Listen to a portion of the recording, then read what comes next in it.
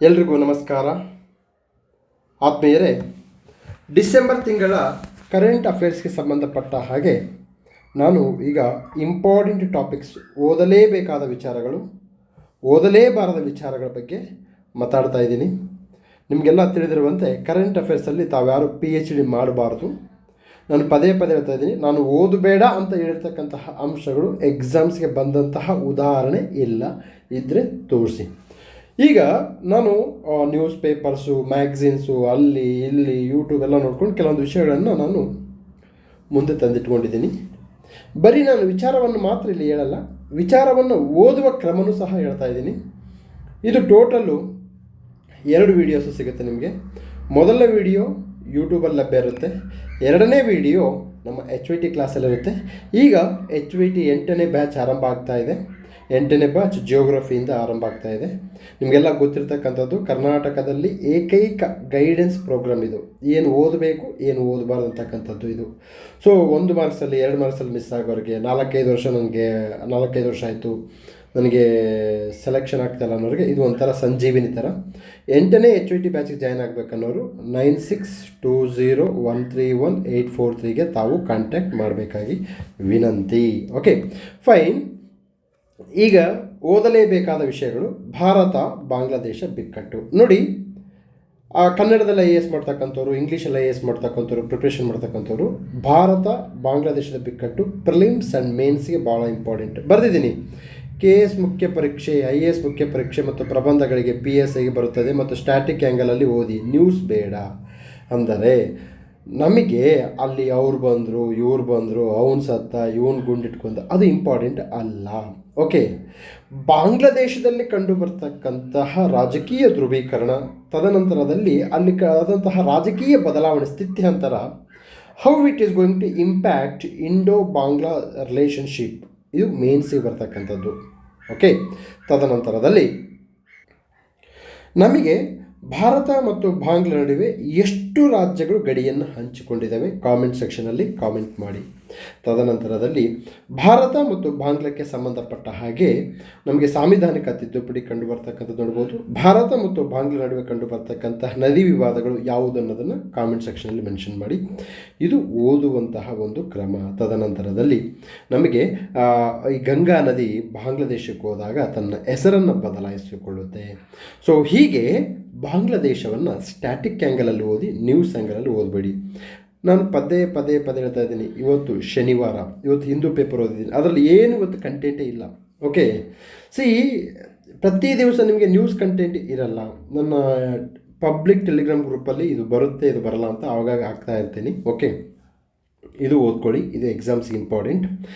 ನೀವು C group, FDA, SDA, PSI ಅಂದರೆ ನೀವೇನು ಮಾಡಬೇಕು, PYQs ಅಂತ ತೆಗೆದುಕೊಳ್ಳಿ. ಓಕೆ, ತದನಂತರದಲ್ಲಿ ಮೇನ್ಸ್ಗೆ IAS ಮೇನ್ಸ್, KS ಮೇನ್ಸ್ ಮತ್ತು PSI ಪ್ರಬಂಧಗಳಿಗೆ ಏನು ಮಾಡಬೇಕಂತಂದರೆ ಭಾರತ ಬಾಂಗ್ಲಾ ಅಥವಾ ಸೌತ್ ಏಷ್ಯಾದಲ್ಲಿ ಭಾರತದ ಸ್ಥಾನಮಾನ, ಓಕೆ, ಅಥವಾ ಭಾರತ ವಿಶ್ವಗುರು ಆಗೋ ನಿಟ್ಟಿನಲ್ಲಿ ತನ್ನ ಪ್ರಾದೇಶಿಕತೆಯನ್ನು ಹೇಗೆ ಗಟ್ಟಿಗೊಳಿಸ್ಬೇಕನ್ನಬೇಕಾದ್ರೆ ನಮಗೆ ಈ ಅಂಶಗಳು ಹೆಲ್ಪ್ ಆಗುತ್ತೆ. ಭಾರತ ಮತ್ತು ಬಾಂಗ್ಲಾದೇಶದ ನಡುವೆ ಸಂಬಂಧ ಸದ್ಯದ ಸಂದರ್ಭದಲ್ಲಿ ಚೆನ್ನಾಗಿಲ್ಲ. ಇದು ವಿಶ್ವಗುರು ಆಗುವ ನಿಟ್ಟಿನಲ್ಲಿ ಏನಾಗ್ತಾ ಇದೆ, ನಮಗೆ ತೊಂದರೆಯನ್ನು ಉಂಟು ಮಾಡುತ್ತೆ.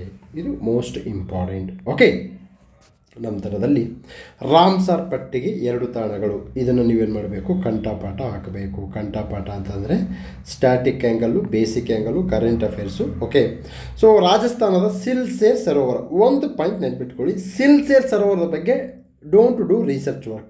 ಅಂದರೆ ಅದು ಹೇಗಾಯಿತು, ಎಲ್ಲಾಯಿತು, ಏನಾಯಿತು, ನೋ, ದಟ್ಸ್ ನಾಟ್ ಇಂಪಾರ್ಟೆಂಟ್. ಆ ಲೆವೆಲ್ ಇನ್ ಡೆಪ್ತ್ ಅವನು ಹೋಗಲ್ಲ. ಛತ್ತೀಸ್ಗಢದ ಕೋಪ್ರಾ ಜಲಾಶಯ, ಛತ್ತೀಸ್ಗಢ ಕೋಪ್ರಾ ಜಲಾಶಯ. ಕರ್ನಾಟಕದ 2025ರಲ್ಲಿ ಸೇರ್ಪಡೆಗೊಂಡ ರಾಮ್ಸರ್ ತಾಣಗಳನ್ನು ನೋಡಿಕೊಳ್ಳಿ ಮತ್ತು ಮ್ಯಾಪ್ ವರ್ಕ್ ಮಾಡಿ. ನನ್ನ ಇಡೀ HYT ಕ್ಲಾಸಲ್ಲಿ ಮ್ಯಾಪ್ ವರ್ಕನ್ನು ಮಾಡಿಸ್ತೀನಿ. ಏನಕ್ಕೆ ಮ್ಯಾಪ್ ವರ್ಕ್ ಅಂತಂದರೆ, ನೀವು ಮ್ಯಾಪನ್ನು ಹಾಕೋದ್ರಿಂದ ತುಂಬ ಚೆನ್ನಾಗಿ ನೆನ್ಪಿಟ್ಕೊಳ್ತೀರಾ, ಅರ್ಥ ಮಾಡ್ಕೊಳ್ಳಿ, ತುಂಬ ಚೆನ್ನಾಗಿ ನೆನ್ಪಿಟ್ಕೊಳ್ತೀರಾ. ಓಕೆ, ಕರ್ನಾಟಕದ ತಾಣಗಳನ್ನು ಕಂಠಪಾಠ ಹಾಕಿ. ರಾಮ್ಸರ್ ನಗರಗಳು HYT ಕಂಟ್ರಿ, ರಾಮ್ಸರ್ ನಗರಗಳಂತ ಹೊಸ ಕಾನ್ಸೆಪ್ಟ್ ಬಂದಿದೆ. ಇಂದೋರ್ ಮತ್ತು ಉದಯ್ಪುರ್ಗಳು ಕಂಡು ಬರುತ್ತೆ. ಓಕೆ, ಸೊ ನೀವು ಸಿಲ್ಸೇರ್ ಸರೋವರದ ಬಗ್ಗೆ PhD ಮಾಡಬಾರ್ದು. ಸಿಲ್ಸೇರ್ ಸರೋವರ Rajasthan, that's all enough. Okay, ಇದು ಅರ್ಥ ಮಾಡ್ಕೋಬೇಕಪ್ಪ. ಓಕೆ, ರಾಜವಲ್ಲಿ ಅರ್ಥ ಆಯ್ತಾ? ಸೊ ಹೀಗೆ ನಾವೇನು ಮಾಡಬೇಕು, ಓದ್ಕೊತ ಹೋಗಬೇಕು. ನೆಕ್ಸ್ಟು ಅಮೂರ್ತ ಸಾಂಸ್ಕೃತಿಕ ಪರಂಪರೆಯ ಪಟ್ಟಿಗೆ ದೀಪಾವಳಿ ಹಬ್ಬ. ಓಕೆ ನೋಡಿ, ಯುನೆಸ್ಕೋ ಅಮೂರ್ತ ಸಾಂಸ್ಕೃತಿಕ ಪರಂಪರೆಗಳು ಎಕ್ಸಾಮ್ಸ್ಗೆ ಆಲ್ವೇಸ್ HYT. ಓಕೆ, ಸಂಕೀರ್ತನ ಮಣಿಪುರದಲ್ಲಿ ಕಂಡು ಬರ್ತಕ್ಕಂಥದ್ದು, ಕುಂಭಮೇಳ, ದುರ್ಗಾ ಪೂಜಾ, ಗಾರ್ಬಾ ನೃತ್ಯ. Sir UNESCO is always HYT, high ಯೀಲ್ಡಿಂಗ್ topic. ನೋಡ್ಕೊಳ್ಳಿ. ಓಕೆ, ಯುನೆಸ್ಕೋ ಬಗ್ಗೆ ನೋಡ್ಕೊಳ್ಳಿ. Okay, but UNESCO related questions ಮೇನ್ಸಿಗೆ ಬರಲ್ಲ, IAS ಮೇನ್ಸಿಗೆ ಬರಲ್ಲ, KS ಮೇನ್ಸಿಗೆ ಬರಲ್ಲ, ಓನ್ಲಿ C ಗ್ರೂಪ್, ತದನಂತರದಲ್ಲಿ AE JE ಎಕ್ಸಾಮ್ಸ್ಗೆ ಇಂಥವು ಇನ್ಫಾರ್ಮೇಷನ್ಗೆ ಬರುತ್ತೆ. S, next chief information commissioner. ನಿಮಗೆಲ್ಲ ಹೇಗೆ ಗೊತ್ತಿದೆ ಅಂತಂದರೆ, chief information commissioner Rajkumar Goyal ಅವರು ಆಯ್ಕೆ ಆಗ್ತಾರೆ. ಬಟ್ ಇದು ಕ್ವಶನ್ ಬರಲ್ಲ ಸರ್. KA ಲೆವೆಲಿಗೆ ತುಂಬ ಇಂಡೆಪ್ತ್ ಹೋಗ್ತಿದ್ದಾನೆ, ಸ್ಟೇಟ್ಮೆಂಟ್ ಕೇಳ್ತಾ ಇದ್ದಾನೆ. ಸ್ಟೇಟ್ಮೆಂಟು ಅರ್ಥ ಮಾಡ್ಕೊಳ್ಳಿ, ಸ್ಟೇಟ್ಮೆಂಟ್ ಕೇಳ್ತಾ ಇದ್ದಾನೆ. ನೀವೇನು ಮಾಡಬೇಕು, ಇವ್ರಿಗೆ ಪ್ರಮಾಣ ವಚನ ಬೋಧಿಸೋರು ರಾಷ್ಟ್ರಪತಿಯವರು. ಆಯ್ಕೆ ಸಮಿತಿ HYT, PM cabinet minister, leader of opposition ಅಂದರೆ ಕ್ಯಾಬಿನೆಟ್ ಮಿನಿಸ್ಟರ್ ಯಾರು, ಅಮಿತ್ ಶಾ. ಅಧಿಕಾರಾವಧಿ 3 ವರ್ಷ ಅಥವಾ 65 ವರ್ಷ, ಯಾವ್ದು ಫಸ್ಟ್ ಬರುತ್ತೋ ಅದು. ಸೇವಾ ಸವಲತ್ತುಗಳನ್ನು ನಿರ್ಧಾರ ಕೇಂದ್ರ ಸರ್ಕಾರ ಮಾಡುತ್ತೆ, ರಾಷ್ಟ್ರಪತಿಗಳು ಮಾಡಲ್ಲ ರೀ. ನೀವು ನೋಡಿ, ಪೊಲಿಟಿ ಓದಬೇಕಾದ್ರೆ ರಾಷ್ಟ್ರಪತಿಯವರು UPSC ಹಣೆಬರಹವನ್ನು ಬರೀತಾರೆ. ಸರ್ವಿಸ್ ಕಂಡೀಷನ್ ಯಾರು ಡಿಸೈಡ್ ಮಾಡ್ತಾರೆ, ಗವರ್ನರ್. ತದನಂತರದಲ್ಲಿ ನಮಗೆ ಅಡ್ವೊಕೇಟ್ ಜನರಲ್ ಅವರ ಸರ್ವಿಸ್ ಕಂಡೀಷನ್ಸು, ಅವರ pleasure, during the pleasure advocate general ಅವರು ವರ್ಕ್ ಮಾಡ್ತಾ ಇರ್ತಾರೆ. ಸೊ ಇದು ನೀವು ಏನು ಮಾಡಬೇಕು ನೋಡಿ, ರಾಜ್ಕುಮಾರ್ ಗೋಯಲ್ ಹೋಗ್ತಾರೆ, ನೆಕ್ಸ್ಟು ಶಿವರಾಜ್ಕುಮಾರ್ ಗೋಯಲ್ ಬರ್ತಾರೆ. That's not important. ನಿಮಗೆ ಈ ಸ್ಟಾರ್ಟಿಂಗ್ ಪಾಯಿಂಟ್ಗಳು ಯಾವಾಗಲೂ ನಿಮ್ಮನ್ನು ಕಾಪಾಡುತ್ತೆ ರೀ, ಕಾಪಾಡುತ್ತೆ ಅಂತ ಮಾಡ್ಕೊಳ್ಳಿ. ನೀವು ಚೀಫ್ ಇನ್ಫಾರ್ಮೇಷನ್ ಕಮಿಷನರ್ ಅಥವಾ ಕೇಂದ್ರ ಮಾಹಿತಿ ಆಯೋಗ ನ್ಯೂಸಲ್ಲಿ ಇರಲಿ ಇರಲಾರ್ದಂಗೆ ಇರಲಿ, ಇದಿಷ್ಟು ಅಂಶಗಳನ್ನು ಓದ್ಕೋಬೇಕಪ್ಪ. ಅರ್ಥ ಆಯ್ತಾ? ನೀವು ಯಾವಾಗಲೂ ಇದನ್ನು ತಲೆಯಲ್ಲಿ ಇಟ್ಕೋಬೇಕು. Okay, S. ಸೊ ನಾವು ಈಗ ವಿಲ್ ಗೋ ಫಾರ್ವರ್ಡ್. ಓಕೆ, ಏನು ಈಗ ಇಷ್ಟು ನಮ್ಮ ಮುಂದೆ ಹೇಳ್ತೀನಿ, ಅದು ಹೇಗೆ ಓದಬೇಕಂತೇಳಿ. ಈಗ ಯಾವ ವಿಚಾರಗಳು ಎಕ್ಸಾಮ್ಸ್ಗೆ ಬರಲ್ಲ, ಅದು ಭಾಳ ಇಂಪಾರ್ಟೆಂಟ್ ನಮಗೆ. ಓಕೆ, ಏನಕ್ಕೆ ಅಂತಂದರೆ, ನನ್ನ ವೈಯಕ್ತಿಕ ಅಭಿಪ್ರಾಯದಲ್ಲಿ ಪ್ರತಿ ತಿಂಗಳು ನೀವೇನು ಮಾಡಬೇಕು, 30 ಪೇಜ್, ಮಿನಿಮಮ್ 30 ಅಂದರೆ ಮ್ಯಾಕ್ಸಿಮಮ್ 50-55 ಪೇಜಸ್ ಒಳಗಡೆ ಮ್ಯಾಗ್ಝಿನ್ನ ಕಂಪ್ಲೀಟ್ ಮಾಡ್ಕೋಬೇಕು. ಅಷ್ಟೇ ಓದಬೇಕು, ಯಾವುದನ್ನಾಗಲಿ. ನೀವು ಯಾವುದಾದ್ರೂ ಓದಿ, ಇದು ನನ್ನ ವೈಯಕ್ತಿಕ ನಂಬಿಕೆ. ನೀವು ಯಾವುದಾದ್ರೂ ಮ್ಯಾಗ್ಝಿನ್ ಓದಬೇಕು, ಇದರಲ್ಲಿ ಡೌಟ್ ಇಲ್ಲ. ಆದರೆ ಮ್ಯಾಗ್ಝಿನಲ್ಲಿ ಏನು ಓದಬೇಕು ಅನ್ನೋದು ಯಾವಾಗ ಗೊತ್ತಾಗುತ್ತೆ, ಅವತ್ತು ನೀವು ವಿನ್ ಆದಂಗೆ. ಡೈಲಿ ನ್ಯೂಸ್ ಪೇಪರ್ ಕಂಪಲ್ಸರಿ ಓದ್ತಾ ಇದ್ದರೆ wrong, your in a wrong direction. Okay, ತದನಂತರದಲ್ಲಿ ಎಸ್ ಮುಂದೆ ಹೋಗೋಣ. ಇವು ಎಕ್ಸಾಮ್ಸ್ಗೆ ಬರಲ್ಲ. ಯಾವ್ಯಾವ ಎಕ್ಸಾಮ್ಸ್ಗೆ ಬರಲ್ಲ? ಕರೆಂಟ್ ಅಫೇರ್ಸ್ ಈಗ ಹೇಳ್ಕೊತ ಹೋಗ್ತೀನಿ. ಓಕೆ, ಇವು ಎಕ್ಸಾಮ್ಸ್ಗೆ ಬರಲ್ಲ. 99.9% ಬರಲ್ಲ. ಕೆಲವೊಬ್ರು ಭಾಳ ಬುದ್ಧಿವಂತರಿರ್ತಾರೆ, ಸರ್ 0.1% ಬಂದುಬಿಟ್ರೆ ಏನಂತಾರೆ, ಬಂದರೆ ಬಿಡ್ರಿ. ಆಯಿತು, ಬಂತು ಅನ್ಕೊಳ್ಳಿ 0.1%. ಈ 0.1%ಗೋಸ್ಕರ 99.99% ಯಾಕೆ ಅನ್ವಾಂಟೆಡ್ ಓದ್ತೀರಾ? ಯಾಕೆ ಅದನ್ನು ಬಿಡ್ತೀರಾ? 2 ಮಾರ್ಕ್ಸ್ ಪಡ್ಕೊಳಕ್ಕೆ ಹೋಗಿ 98 ಮಾರ್ಕ್ಸ್ ಯಾರು ಬಿಡ್ತಾರೆ, ಅವರು ದಡ್ಡ ಶಿಖಾಮಣಿಗಳು. ಓಕೆ, ನೋಡಪ್ಪ, ಇದು ನಾನು ಎಕ್ಸಾಮ್ಸಿಗೆ ಬರಲ್ಲ ಅಂತ ಹೇಳ್ತಾ ಇದ್ದೀನಿ. ಇದ್ರ ಮೇಲೂ ನೀನು ಓದ್ತೀನಿ ಅಂತಂದರೆ ಅದು ನಿನ್ನ ಆಯ್ಕೆ. ಓಕೆ, ನಾನು ಬೇಡ ಅಂತ ಹೇಳ್ತಾ ಇಲ್ಲ. ಸ್ವಲ್ಪ ಈ ಒಂದು 15 ವರ್ಷದ ನಮ್ಮ ಈ ಸ್ಪರ್ಧಾತ್ಮಕ ಪರೀಕ್ಷೆ ಜರ್ನಿಯಲ್ಲಿ ನಾನು ಕಂಡುಕೊಂಡಂತಹ ಸತ್ಯಗಳನ್ನು ನಾನು ಹೇಳ್ತಾ ಇದ್ದೀನಿ. NAL ಡೆವಲಪ್ಡ್ ಹಂಸ-3 ತರಬೇತಿ ವಿಮಾನ ಅನಾವರಣ ಬರಲ್ಲ. ಸಿನಾಪ್ಸಿಲ್ ಬ್ರೈನ್ ಹೆಲ್ತ್ ಮಾನಿಟರಿಂಗ್, ಮೆದುಳಿನ ಮೇಲೆ ನಿಗಾ ಇಡುವ ವ್ಯವಸ್ಥೆ. ಎಲ್ಲಿ ಸಿನಾಪ್ಸಿಲ್ಲು, ಎಲ್ಲಿ ಬ್ರೇನು, ಹೇಗ್ರಿ ನೆನ್ಪಿಡ್ತೀರಾ? ಸೊ ಇದು ಬರಲ್ಲ. CNR ರಾವ್ಗೆ ಶಿವಶ್ರೀ ಪ್ರಶಸ್ತಿ. ನೋಡಿ, ಭಾರತ ರತ್ನ CNR ರಾವ್ ಅವ್ರಿಗೆ ಇಂಪಾರ್ಟೆಂಟ್ ಯಾವುದೋ ಪ್ರಶಸ್ತಿ ಕೊಟ್ಟು ನೆನಪು ನಾನು ಹೇಳ್ತಾ ಇದ್ದೀನಿ. ಓಕೆ, ಆ ಪ್ರಶಸ್ತಿ ಈ ಪ್ರಶಸ್ತಿ ಗಲ್ಲಿಗೊಂದು ಪ್ರಶಸ್ತಿ ಕೊಡ್ತಾ ಇರ್ತಾರೆ. ಗಲ್ಲಿಗೊಂದು ಪ್ರಶಸ್ತಿಗಳು ಕೊಡ್ತಕ್ಕಂಥದ್ದನ್ನು ಓದ್ಬಿಡಿ. BMTC national digital transformation award ನಾನು ಹೇಳ್ತಾ ಇದ್ದೀನಿ, BMTCಗೆ ತಿಂಗಳಿಗೊಂದು ಪ್ರಶಸ್ತಿ ಬರುತ್ತೆ. BMTCಗೆ ತಿಂಗಳಿಗೊಂದು ಪ್ರಶಸ್ತಿ ಬರುತ್ತೆ. ಡೋಂಟ್ ಬಾದರ್, ಇದು ಎಕ್ಸಾಮ್ಸ್ಗೆ ಬರಲ್ಲ. ವಿದ್ಯಾ ಇನ್ಫೋ ಮೀಡಿಯಾ ರಾಷ್ಟ್ರೀಯ ಪ್ರಶಸ್ತಿ ಬರಲ್ಲ. ಪ್ರಶಾಂತ್ ಭೂಷಣ್ಗೆ ಸಮಾಜ ಪರಿವರ್ತನೆ ಪ್ರಶಸ್ತಿ ಬರಲ್ಲ. ಅನಂತ್ ಅಂಬಾನಿಗೆ ನೀತಾ ಅಂಬಾನಿಗೆ ಜಾಗತಿಕ ಪ್ರಶಸ್ತಿ. ನೋಡಿ, ಜಾಗತಿಕ ಪ್ರಶಸ್ತಿಗಳು ಇವ್ರಿಗೇನೋ ಒಂದೆರಡು ಕೋಟಿ ಇಸ್ಕೊಂಡು ಅವ್ರು ಪ್ರಶಸ್ತಿ ಕೊಡ್ತಾರೆ ಕೆಲವೊಂದು ಕಡೆ. ಇದು ಕೊಟ್ಟಿದ್ರೆ ಅಂತ ನಾನು ಹೇಳ್ತಾ ಇಲ್ಲ, ಓಕೆ. ಇವೆಲ್ಲ ಬರಲ್ಲ ರೀ ಎಕ್ಸಾಮ್ಸ್ಗೆ, ಅರ್ಥ ಮಾಡ್ಕೊಳ್ಳಿ. ಕರ್ನಾಟಕ ರಾಜ್ಯಕ್ಕೆ 4 ಗ್ರೀನ್ ಮೊಬಿಲಿಟಿ ಪ್ರಶಸ್ತಿಗಳು ಬರಲ್ಲ. ಶಿವರಾಜ್ ಪಾಟೀಲ್ ಒಬ್ಬರು ಅಂತ ಗೃಹ ಮಂತ್ರಿ ತೀರ್ಕೊಂಡು ಹೋಗ್ತಾರೆ, ಅವರು ಎಕ್ಸಾಮ್ಸ್ಗೆ ಬರಲ್ಲ. ಚೀನಾದಲ್ಲಿ 1 ಮಗುವಿನ ನೀತಿಯನ್ನು ತಂದಂತಹ ಪೆಯುನ್ ಅಂತಕ್ಕಂಥವ್ರು, ಇವರು ಬರಲ್ಲ. ಎಸ್ ಕೃಷ್ಣಸ್ವಾಮಿ ಅಂತ ತೀರ್ಕೊಂಡಿದ್ದಾರೆ, ಇವರು ಬರಲ್ಲ. ನಿಶಾಂತ್ ಅಗರ್ವಾಲ್ ಅಂತಕ್ಕಂತಹ ಒಬ್ಬ ವಿಜ್ಞಾನಿಗೆ ಶಿಕ್ಷೆ ಆಗುತ್ತೆ, ಅದು ಸೀಕ್ರೆಟ್ ರಿವೀಲ್ ಮಾಡೋದಕ್ಕೆ. ಅವ್ರು 7 ವರ್ಷ ಜೈಲು ಅನುಭವಿಸಿ ಹೊರಡೆ ಬಂದಿದ್ದಾರೆ. ಥಿಂಕ್ ಮಾಡಿ, ನಿಶಾಂತ್ ಅಗರ್ವಾಲ್ ಬಗ್ಗೆ ಕೇಳೋದ್ರಿಂದ ಅವ್ರು ಏನು ಮೆಸೇಜ್ ಸೆಂಡ್ ಮಾಡ್ತಾರೆ? ಬರಲ್ಲ ರೀ. ಇವು ನ್ಯೂಸು. ಇವು ಆಸ್ಟ್ರೇಲಿಯಾ ಪ್ರಧಾನಿಗೆ ಮದುವೆ ಆಗುತ್ತಪ್ಪ, ಇದು ಇವರ ವೈಯಕ್ತಿಕ ವಿಚಾರ, ಆದ್ದರಿಂದ ಪರೀಕ್ಷೆಗೆ ಬರಲ್ಲ. ಯಾರದು ಮದುವೆ ಆಯಿತು ಅಂತಕ್ಕಂಥದ್ದು ಇಂಪಾರ್ಟೆಂಟ್ ಅಲ್ಲ. ಭಾರತೀಯ ಒಲಿಂಪಿಕ್ ಮತ್ತು ಇಟಲಿ ಸಂಸ್ಥೆ ನಡುವೆ ಕ್ರೀಡಾ ಸಹಕಾರ ಒಪ್ಪಂದ ಬರಲ್ಲ. ವಿವೇಕ್ ಚತುರ್ವೇದಿಗೆ CBSE ಪ್ರಶಸ್ತಿ. CBSE ಅಂದರೆ ನನಗೆ ಗೊತ್ತಿಲ್ಲ. ಕಲಿಕೇಶ್ ನಾರಾಯಣಿಗೆ NRA ಪ್ರಶಸ್ತಿ, ನನಗೆ ಗೊತ್ತಿಲ್ಲ ಬಿಡಿ. ಅಮರ್ ಸುಬ್ರಹ್ಮಣ್ಯ ವಿಭಾಗದ ಉಪಾಧ್ಯಕ್ಷ, ನಮ್ಮ ಅಪ್ಪನಿಗೂ ಬರಲ್ಲ. World badminton federation PV Sindhu ಅಧ್ಯಕ್ಷ ಆದರೂ ಬರಲ್ಲ. ಶುಭಮ್ ಅವಸ್ಥಿ 40 ಅವಾರ್ಡ್, ಲಾ ಅವಾರ್ಡ್, ಇದು ಬರಲ್ಲ. ಬರುವ ಪಿಸಟೋರಿಯಾ ಪ್ರೆಸ್ ಕ್ಲಬ್ ಅವರು, ಏನು ರೀ ಇವರೆಲ್ಲ? ಯಾರ್ರೀ ಇವರು?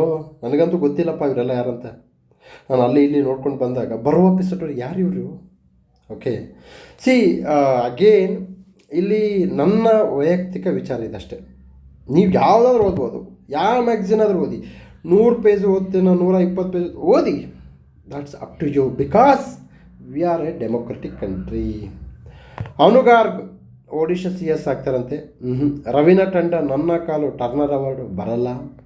ಸಿದ್ಧಗಂಗಾ ಮಠದ ವಿವಿಧ ಪ್ರಶಸ್ತಿಗಳು, ಸಿದ್ಧಗಂಗಾ ಮಠ ಕೊಡ್ತಕ್ಕಂಥ ಪ್ರಶಸ್ತಿಗಳು, ಮಠದ ಬಗ್ಗೆ ಅಪಾರವಾದ ಗೌರವ ಇರ್ತಕ್ಕಂಥವನು, ಆದರೆ ಪ್ರಶಸ್ತಿಗಳು ಪರೀಕ್ಷೆಯ ದೃಷ್ಟಿಯಿಂದ ಇಂಪಾರ್ಟೆಂಟ್ ಅಲ್ಲ. That's all, very simple. So ಪ್ರಶಸ್ತಿ ಪಡೆದವರಿಗೆ ನಾವು ಅಭಿನಂದನೆಯನ್ನು ಸಲ್ಲಿಸ್ತೀವಿ. ಸಿದ್ಧಗಂಗಾ ಮಠ ಮಾಡಿದಂತಹ ಒಂದು ಸೇವೆ ಇದೆಯಲ್ಲ, ಅನ್ನ, ಅಕ್ಷರ, ಆಶ್ರಯ, ಆರೋಗ್ಯ ಸೇವೆಗಳಿದೆಯಲ್ಲ, ಅದರ ಬಗ್ಗೆ ನಮಗೆ ಅಭಿಮಾನ ಇದೆ. ಅದೇ ಮಾದರಿಯಲ್ಲಿ ಈಗ ಕೊಪ್ಪಳದ ಗವಿಮಠ ಹೋಗ್ತಕ್ಕಂಥದ್ದು, ದಾರಿಯಲ್ಲಿ ಇಡ್ತಕ್ಕಂಥದ್ದು ನಮ್ಮೆಲ್ಲರ ಸೌಭಾಗ್ಯ, ಹೆಮ್ಮೆ ಅಂತಕ್ಕಂಥ ಭಾವಿಸ್ತೀನಿ. ವಿಶೇಷವಾಗಿ ಗುರುಗಳು ಯೌವನದಲ್ಲಿ, ನಮ್ಮ ಕಾಲದಲ್ಲಿ ಯೌವನದಲ್ಲಿ ಇದ್ದು ಅವರ ಭಾಷಣವನ್ನು ಕೇಳ್ತಕ್ಕಂತಹ ಸೌಭಾಗ್ಯ, ಅವರ ಸೇವೆಗಳನ್ನು ಕಣ್ತುಂಬಿಕೊಳ್ತಕ್ಕಂತಹ ಒಂದು ಅಮೃತ ಗಳಿಗೆಗಳು. ನೋಡಿ, ಮುಂದಿನ ತಲೆಮಾರು ಅಭಿನವ ಗವಿಶ್ರೀಗಳನ್ನು ಯೌವನದಲ್ಲಿ ನೋಡೋಕ್ಕೆ ಸಾಧ್ಯವಿಲ್ಲ. ಓಕೆ, ನಾವು ನೋಡ್ತಾ ಇದ್ದೀವಿ ಅವ್ರನ್ನ ಯೌವನದಲ್ಲಿ ಅವರು ಮಾಡ್ತಕ್ಕಂತಹ ಸೇವೆ. ಸೊ ಆದ್ದರಿಂದ ಸಿದ್ಧಗಂಗಾ ಮಠದ ಪ್ರಶಸ್ತಿಗಳು ಎಕ್ಸಾಮ್ಸ್ಗೆ ಬರಲ್ಲ. ಯಕ್ಷಗಾನ ಪ್ರಶಸ್ತಿಗಳು ಬರಲ್ಲ. UN ಜನಸಂಖ್ಯಾ ಪ್ರಶಸ್ತಿ ಬರಲ್ಲ. ಟೆಸ್ಸಿ ಥಾಮಸ್ಗೆ ಫೌಲೋಸ್ ಮಾರ್ ಪ್ರಶಸ್ತಿ ಬರಲ್ಲ. ಟ್ರಂಪ್ಗೆ FIFA ಶಾಂತಿ ಪ್ರಶಸ್ತಿ ನೋ, ಬರಲ್ಲ. Kernel P. ರಾಯ್ ಅವ್ರಿಗೆ ಗೆಡ್ಡೀಸ್ ಗ್ಯಾವಲ್, ಏನ್ರಿ ಇದು? ಎಲ್ಲಿಂದ ಬರ್ದ್ರಿ ಅವಾರ್ಡ್ಗಳು? ಗೆಡ್ಡೀಸ್ ಗ್ಯಾವಲ್, ಐ ಡೋಂಟ್ ನೋ, ಬರಲ್ಲ ಅಷ್ಟು. ಮಹಕ್ರಮ್ OSA ಮಹಾರಾಷ್ಟ್ರದಿದು, ಮಹಾರಾಷ್ಟ್ರ ಪೊಲೀಸಿಂಗಲ್ಲಿ ಕಂಡು ಬರ್ತದೆ.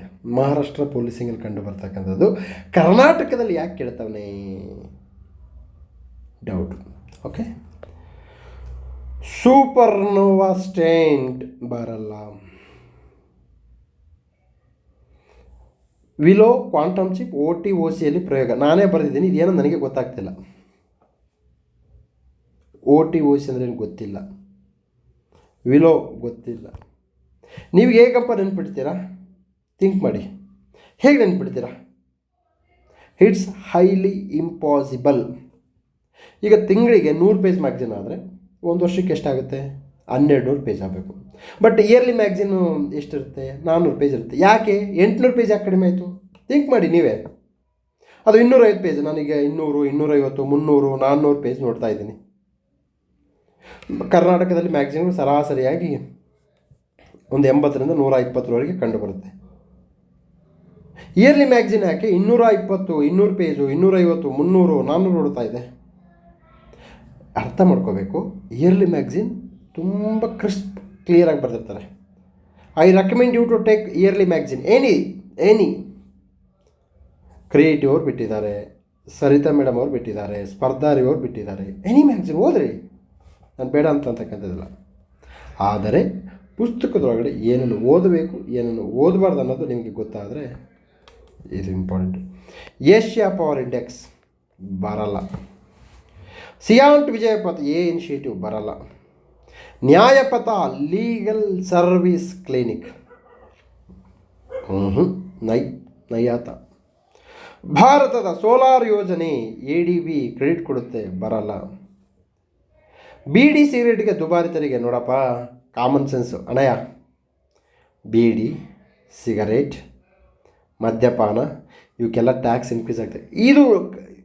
ಇದು ನ್ಯೂಸೇ ಅಲ್ಲ ನನ್ನ ಪ್ರಕಾರ. ಇದು ಕಾಂಪಿಟೇಟಿವ್ ಎಕ್ಸಾಮ್ಸ್ಗೆ ಬರಲ್ಲ. ಯಾಕಿಷ್ಟು ಅಗ್ರೆಸಿವ್ ಹೇಳ್ತೀನಿ ಅಂತಂದರೆ ನಿಮ್ಗೆ ತೆಲೆಗೋಗ್ಲ ಅಂತ ನನಗೆ ಗೊತ್ತು. ಟೀಚರ್ಗಳು ಸ್ವಲ್ಪ ಅಗ್ರೆಸಿವ್ ಆಗಿ ಹೇಳಬೇಕು, ಒತ್ತಿ ಹೇಳಿದಾಗ ನಿಮಗೆ ನೆನಪಾಗುತ್ತೆ. ಓ ಸರ್ ಅವತ್ತು ಹೇಳ್ತಾಯಿದ್ರು ರೀ, ಕಾಮನ್ ಸೆನ್ಸ್ ರೀ ಇದು. ಈಗ ಬಡ್ಜೆಟ್ ಬರುತ್ತೆ, ನಮ್ಮ ma'am Nirmala Sitharaman ma'am definitely she will increase the tax. ಏನಕ್ಕೆ ಅಂತಂದರೆ ಎಷ್ಟೇ ಟ್ಯಾಕ್ಸ್ ಹಾಕಿದ್ರು ಜನ ಬೀಡಿ ಸೇದೋದು ಬಿಡಲ್ಲ, ಕುಡಿಯೋದು ಬಿಡಲ್ಲ ಅಂತ ಗೊತ್ತು. ಎಸ್, ಇದೇ ಮಾದರಿಯಲ್ಲಿ ಇನ್ನೂ ಒಂದು ವಿಡಿಯೋ ಬರುತ್ತೆ, ಅದು HYT ಕ್ಲಾಸಿಗೆ ಮಾತ್ರ ಕಂಡು ಬರುತ್ತೆ. ಸೊ ಈ ಒಂದು PDF ಗಳನ್ನು ನಾನು ಗ್ರೂಪಲ್ಲಿ ಶೇರ್ ಮಾಡಿರ್ತೀನಿ. ಓಕೆ, ಈಗ ಮುಂದಕ್ಕೆ ಹೋಗೋಣ. ಯಾವ ಓದಬೇಕಂದ್ರೆ ಮತ್ತೆ ಸ್ಟಾರ್ಟ್ ಮಾಡೋಣ. ಓಕೆ, ಸೊ ನೀವು ಎಕ್ಸಾಮ್ಸ್ಗೆ ಈ ಮಾದರಿಯಲ್ಲಿ ಓದಿದ್ರೆ ಮಾತ್ರ ಎಕ್ಸಾಮ್ಸ್ ಕ್ಲಿಯರ್ ಆಗುತ್ತಪ್ಪ. ಇಲ್ಲ ಅಂದರೆ ವೆರಿ ಡಿಫಿಕಲ್ಟ್ ಇದೆ ಫ್ಯೂಚರ್ ತುಂಬ. ಸೊ ಬನ್ನಿ, ಟೆಕ್ನಿಕ್ಸ್ ಹೇಳ್ಕೊತೀನಿ. ಯೂಟ್ಯೂಬ್ ನೋಡ್ಕೊತಾರೋರು ಸುಮ್ಮನೆ ಯೂಟ್ಯೂಬ್ ಯೂಸ್ ಮಾಡ್ಕೊತಕ್ಕಂಥದ್ದಲ್ಲ, ಬರ್ಕೊಂತ ಹೋಗ್ಬೇಕು. ಜೀವ ವೈವಿಧ್ಯತೆಯ ಪಾರಂಪರಿಕ ತಾಣ. ನೋಡಪ್ಪ, ಈಗ ಬೆಂಗಳೂರಿನ ರೈಲ್ವೆ ಕಂಟೋನ್ಮೆಂಟು ಜೀವ ವೈವಿಧ್ಯತೆಯ ಪಾರಂಪರಿಕ ತಾಣ ಅಂತ ಆಗಿದೆ. ಇದು ಆಲ್ವೇಸ್ ಇಂಪಾರ್ಟೆಂಟ್. ಮೊನ್ನೆ HK ಪೇಪರು FDದಲ್ಲಿ ಕೇಳಿದರೆ ಹೊಗರೇನಾಗ್ ಯಾವಾಗಲೂ ಇಂಪಾರ್ಟೆಂಟ್ ರೀ. ಇದು HYT ಫುಲ್ ನೆನ್ಪಿಟ್ಕೊಂಡ್ಬಿಡಿ. ಬಟ್ ಯಾವ ಕಾಯ್ದೆ? ಜೀವ ವೈವಿಧ್ಯತೆ ಕಾಯ್ದೆ 2002. ಇದು ನೆನ್ಪಿಟ್ಕೊಳ್ಳಿ. ಸೆಕ್ಷನ್ 37 ಬರಲ್ಲ ಎಕ್ಸಾಮ್ಸಿಗೆ. ಚಾನ್ಸೇ ಇಲ್ಲ, ನೋ ವೇ, ಚಾನ್ಸೇ ಇಲ್ಲ. Okay, S. ವಿಧೇಯಕಗಳು, ಮಸೂದೆಗಳು. ವಿಧೇಯಕಗಳ ಬಗ್ಗೆ ಜಾಸ್ತಿ ತಲೆ ಕೆಡಿಸಿಕೊಳ್ಳಬೇಡಿ. ಆದ್ದರಿಂದ ದ್ವೇಷ ಭಾಷಣ ತಡೆ ಕಾಯ್ದೆ ಮಸೂದೆ ಇದು ಮಸೂದೆ ಪರೀಕ್ಷೆಗೆ ಬರಲ್ಲ. ಇದು ಶಾಂತ ಮಾರ್ಗದ ಗ್ಯಾರಂಟಿ. 200% ಪರೀಕ್ಷೆಗೆ ಬರಲ್ಲ. ನೋಡಪ್ಪ, ಮಸೂದೆಗಳು ಡಿಸ್ಕಷನ್ಸಲ್ಲಿರ್ತವೆ. ಆದ್ದರಿಂದ ಮಸೂದೆಗಳ ಕುರಿತು ಓದಬೇಡಿ, ಅದು ಯಾವುದೇ ಇರಲಿ.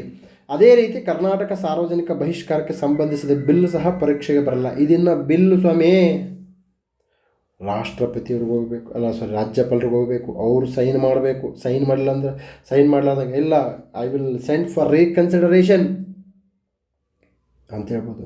ಈಗ ನಾನು ನಿಮಗೆ ಕೇಳ್ತಾ ಇದ್ದೀನಿ, ರಾಷ್ಟ್ರಪತಿಯವರಿಗೆ ಎಷ್ಟು ತಿಂಗಳೊಳಗಡೆ ಸೈನ್ ಮಾಡಬೇಕು? ಒಂದು, ಯಾವ ಸೆಕ್ಷನ್ ಅಡಿಯಲ್ಲಿ ರಾಜ್ಯಪಾಲರು ಎಷ್ಟು ದಿವಸದೊಳಗಡೆ ಸೈನ್ ಮಾಡಬೇಕು?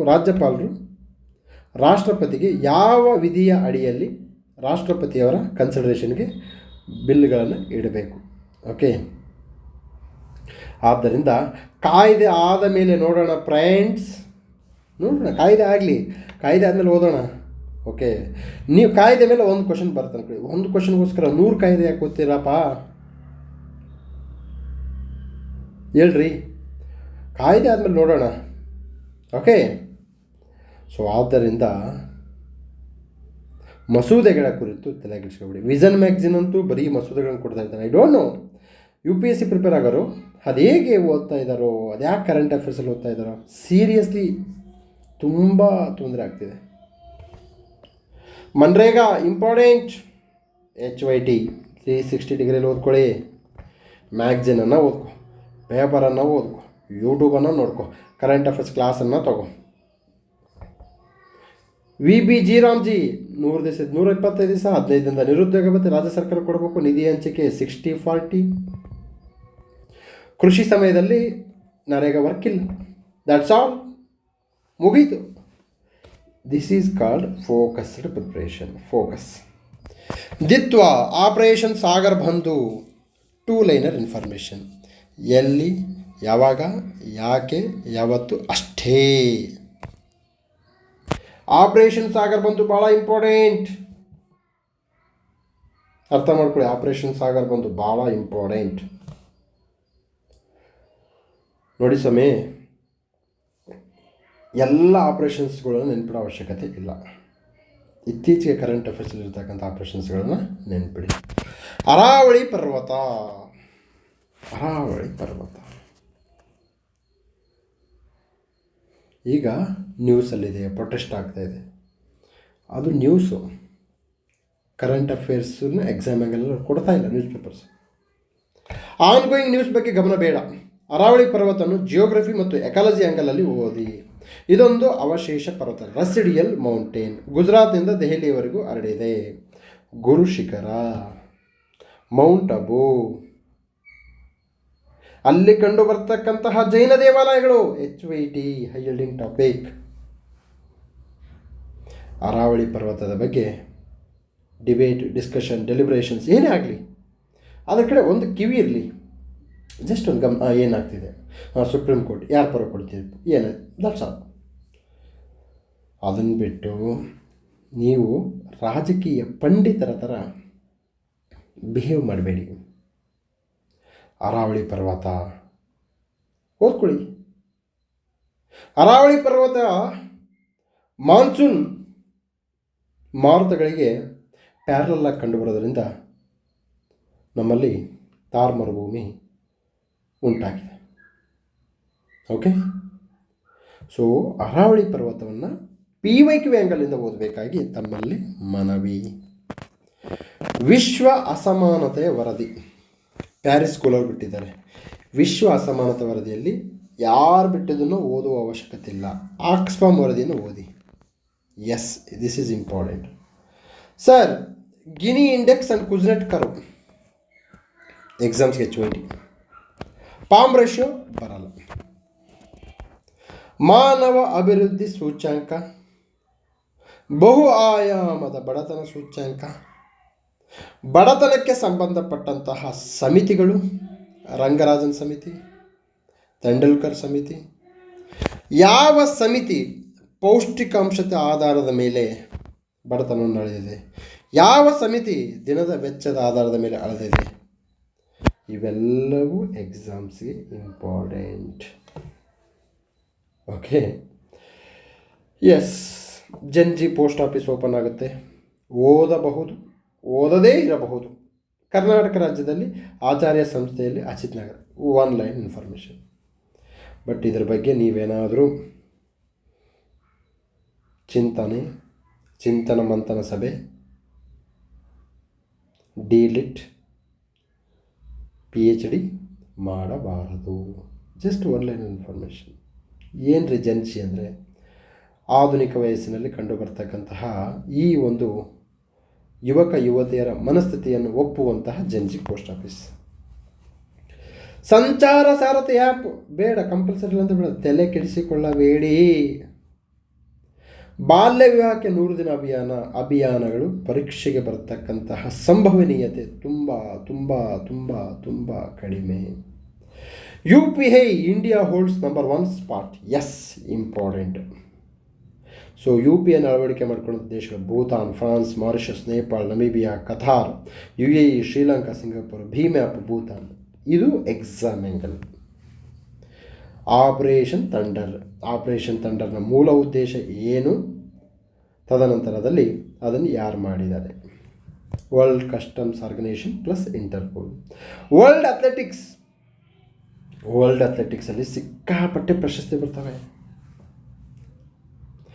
ಬೆಸ್ಟ್ ಪುರುಷ ಅಥ್ಲೆಟ್, ಬೆಸ್ಟ್ ಮಹಿಳಾ ಅಥ್ಲೆಟ್, ಈ ಎಲ್ಲ ಇನ್ಫಾರ್ಮೇಷನ್ ಇದು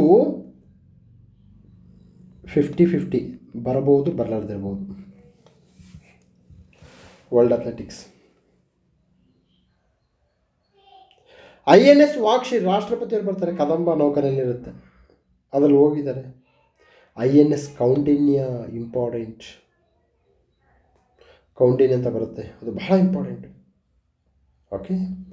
ಎಸ್, ಶಾಂತಿ ಕಾಯ್ದೆ 2025 ಇದು ಮಸೂದೆ ಅಲ್ಲ, ಕಾಯ್ದೆ. ಆದ್ದರಿಂದ ಚೆನ್ನಾಗಿ ಓದಿಕೊಳ್ಳಿ. ಖಾಸಗಿಯವರಿಗೆ 49% ಹೂಡಿಕೆಗೆ ಅವಕಾಶ. ಓಕೆ. ನಕ್ಸಲ್ ಮುಕ್ತ ರಾಜ್ಯ ಮಧ್ಯಪ್ರದೇಶ್. ಒಂದೇ ಒಂದು ಲೈನ್ ಮಾಹಿತಿ ಸಾಕು.